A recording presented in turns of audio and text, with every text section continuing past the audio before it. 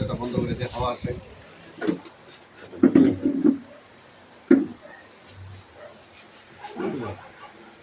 Body loose, body loose.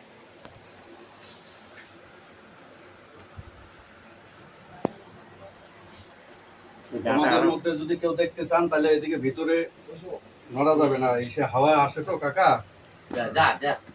কেউ যদি দেখতে চান তাহলে ভিতরে আসতে হবে।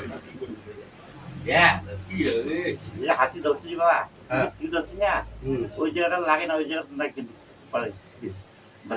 দেওয়া না ওই আবার